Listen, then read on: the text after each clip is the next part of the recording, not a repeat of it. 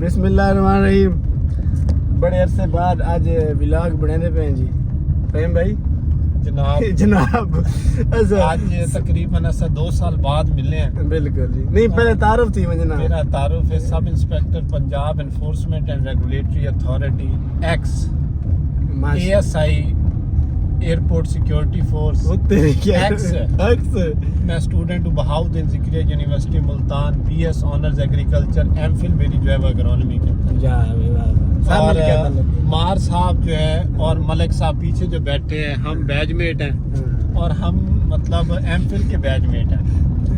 हमने एमफिल जो है इकट्ठी की है और यकीन करें कि जितना इंजॉय हमने एमफिल में किया, हमारा ये ग्रुप एमफिल में बना, कभी भी किसी का ग्रुप एमफिल में नहीं बन सकता, लेकिन जो हमारा ग्रुप एमफिल में बना है ना, यकीन करें कि उसका कोई मुकाबला भी नहीं। आज भी तकरीबन मैं और मार 2 साल बाद मिले हैं मेरी ड्यूटीज़ की वजह से, और मलक के साथ पहले भी मेरी मुलाकात, लेकिन आज भी हमारा जो दोस्ताना है भाईचारा है वो बिल्कुल वैसे ही है। जिंदाबाद। इधर सरेक की व्लॉग है ना, असला व्लॉग मैं यार सरेक मैंने आंदी है पहले यार जिस टाइम मैं बहाउद्दीन ज़िक्रिया चाहूँ ना मैनू सरेक की काफ़ी कुछ आ गई है, लेकिन हुण बात मैं जिस टाइम फील्ड चाहे ना ते तां वास्ते जड़ा है ना मैं जरा उर्दू च आ के हुण तुहाडे नाल वत आ गए ते बस सरेकी जावे सन। जिंदाबाद। अच्छा ये आज दा क्या व्लॉग है, किथे जा रहे यार आज दा व्लॉग है कि अस्सी मार साहब को इनवाइट आई पे थल जीप रैली जी। सब तो पहले मार साहब साडी दावत की थी, यकीन करो कि मैं गले तक फुल ते हुण मेरी नींद दे झटके आंदे। उस तो बाद हुण असी जा रहे एक म्यूजिकल कॉन्सर्ट है पिया केड़ी जगह ते मार साहब ने ये तो भाई पूरा व्लॉगर मेरे को चंगा व्लॉगर है यार। कॉन्फिडेंस देख असा एक as a lawyer class student सारा इतना कॉन्फिडेंस मलिक साहब दाद नहीं दी यार, मैं हैरान हां। ये तो यार आदत भाई तुसा देखो कॉन्फिडेंस चेक करो बंदे सारे दा है ना। हुण असी एक म्यूजिकल नाइट ते जा रहे हैं, उत्थे मार साहब मेन जगह दा नहीं पता, जगह दा दसो जरा। चौबारा वाली जगह अंधेरी रात है, मार साहब गड्डी ड्राइव कर रहे हैं जिला लिया तहसील चौबारा। इंशाल्लाह उत्थे पहुंच के तुहानू दिखाने हैं भी थल जीप रैली की होंदी है ते उत्थे की माहौल होंदा है। इंस्पेक्टर साहब जी पैरा फोर्स आजकल बड़ा इना दा ना है, पैरा फोर्स देख ना चले होया ते इंशाल्लाह अगे भी तुसी पैरा फोर्स दी कार्रवाइयां देखते रहो। बड़ा अच्छा काम कर रही है पैरा फोर्स, ऐसा तो बड़ा मुतमईन है ते अपने भाई तू भी बड़े मुतमईन है। अल्लाह ताला एक मुल्क के पाकिस्तान वास्ते खिदमत करन दा इवे मौका देवे, खिदमत करे और माशाल्लाह बड़ा अच्छा काम कर रही है।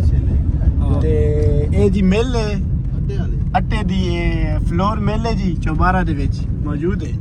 असार ये भी दिखाऊं ते इस टाइम रात दा टाइम है तकरीबन 8 बजे दी पई है फहीम भाई। हां 8 बजे और बड़े अरसे बाद साथ असल च क्योंकि फहीम भाई पहले इस्लामाबाद विच रहन, बिल्कुल उत्थे इन्हां दी जॉब जरा स्ट्रिक आई बाद जगह दे पैरा फोर्स तैन वाल मैं थोड़ा मसरूफ हमी बिल्कुल आज बाद मेरे इनविटेशन दे उते जी मैं इन्हां आके जी पहुंचो रिक्वेस्ट की थी जी ये पहुंचन ते इस टाइम असां जा रहे हैं जी चौबारा म्यूजिकल नाइट बड़ा जबरदस्त। लास्ट ईयर असां मैं मलिक साहब ते फाद यूके बॉय इस टाइम साडा दोस्त है खाई यूके चला आई था ना यार है ना ते चीफ कन्नू एवं समझ MPA साहब कन्नू बरादरान दे ओ यूके चले गए, लिहाजा अल्लाह ताला देखो ना सारा एक बिरा गया है तो दुआ आ गया, दुआ बिरा सारा देखे इस्लामाबाद आई इंदी ड्यूटी है कदा ना करे साई हो गया था नहीं पहुंच सकता कभी भी नहीं आ सकता कभी भी नहीं, लेकिन इंदी जॉब चेंज थई है।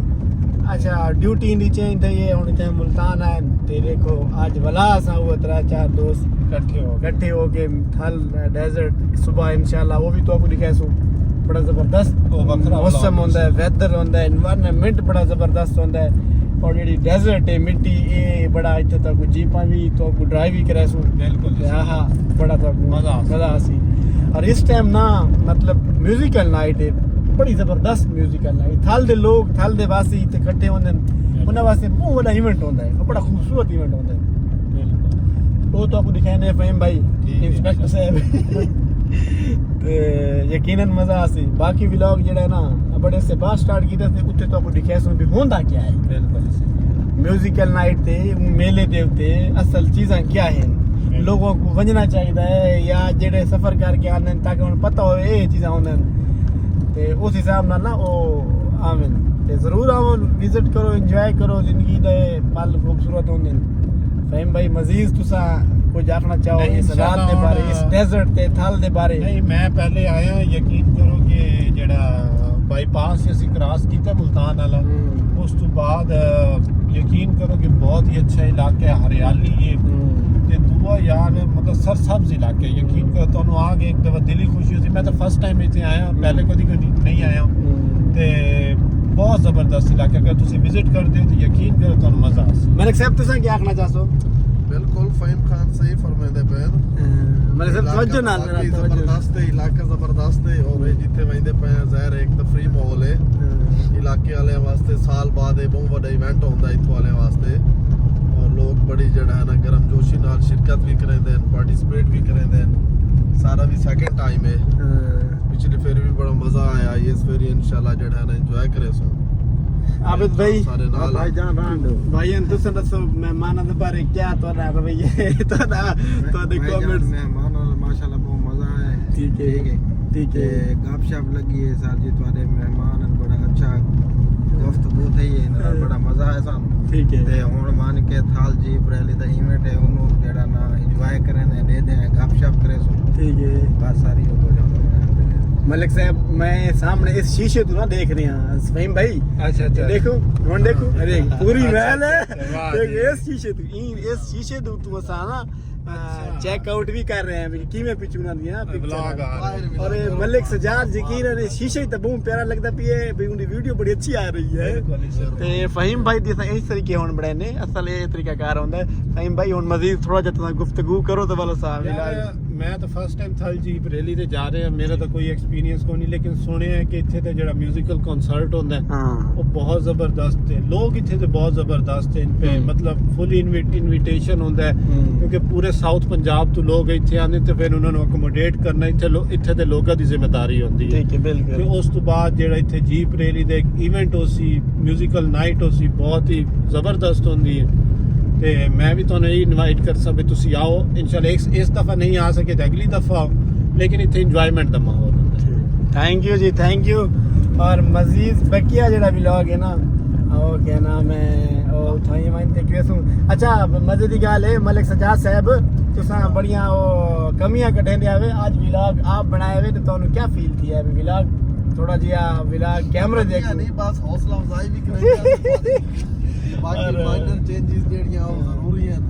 लेकिन मैं कॉन्फिडेंस जेड़ा ना फहीम खान दा फहीम खान है, असल बिल्कुल इंस्पेक्टर साहब है ना जिदन दे इंस्पेक्टर लगे ना इना दा कॉन्फिडेंस आला ਮਾਸ਼ਾਅੱਲਾ ਬੜਾ ਬਿਹਤਰੀਨ।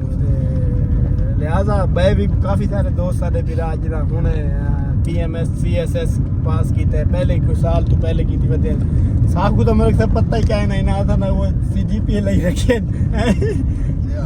लेकिन सानू ये बड़ी खुशी है चलो बिरा सारे मजीद अल्लाह कामयाबी देगा। थैंक यू जी, बाकी मिलते हैं जी म्यूजिकल नाइट।